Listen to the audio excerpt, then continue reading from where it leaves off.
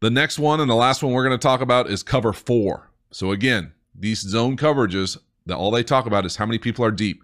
4 guys deep, usually the 2 safeties and the 2 corners dividing up the back end in quarters coverage. So let's see it with the diagram. Again, we see the easy 4 quarters coverage on the back end. 1, 2, 3, 4, really simple. Now there's 4 guys deep and only 3 underneath. So again, just what you think, oftentimes in quarters, you're going to have everybody, they're going to try to rally and keep everything in front of them. But again, there's only 3 defenders underneath now, the 3 linebackers underneath. So you're going to be able to throw anything you want in the flats, anything you want all the time. And really anything you want underneath in the short area. Quick little slants, any sort of hitches, stick routes. You hear stick routes all the time. Anything underneath, you're going to be able to get a chance to take advantage of this. Quarters, the other thing that often is a quarters beater is any sort of post. So you got to think here.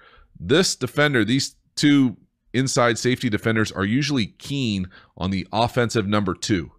So right here, they go usually defense's number outside in. So 1 receiver on the outside, 2 receiver on the inside. These zone defenders in quarters, the safeties, will oftentimes be keen the number 2. So when that number 2 goes vertical to a certain point, it usually turns into some variation of man coverage. So if this number 2, let's say we're playing strong safety, this number 2 comes up 10 yards and runs a corner. Well, who has him? After a certain depth, oftentimes it becomes a variation of 4 match or quarters man. So this becomes almost like a locked on. Now he's going to run with that. So what happens? We're going to run a post right behind him to that voided zone. So some variation of scissors or just a big post with a corner is going to put all sorts of stress on quarters coverage. Now, could they pass it off really easily? Yeah, absolutely. But these guys are running full speed, and this happened in live action. And these guys are locked on, and nobody wants to get beat and embarrassed. So how they match these things up, how they pass these things off are some of the most important things about quarters coverage. So again, quarters beaters, we're going to come out and try to throw a post. We're going to throw anything we want underneath, flats, quick outs, hitches. You know, it's a little bit harder to get a slant in quarters because you're going to have these guys sitting right here, these safeties. So again, you don't want to get your guys hurt here. This is a big hit coming at you. So it's a little bit harder to throw slants, but anything underneath in these flat areas is going to be wide open.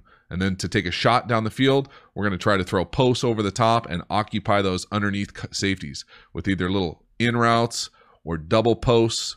Again, you come out, imagine if we ran a double post down here, that free safety is going to grab that one, and then we're going to have the corner leveraged. He's going to try to keep outside leverage, and we're going to have all this area to throw a post to. So again, just like any zone, you want to put 2-on-1s on guys, whether it's posts, whether it's in a post. You know, you're trying to put 2-on-1s on guys in zone coverage to stretch them, make them make a bad decision.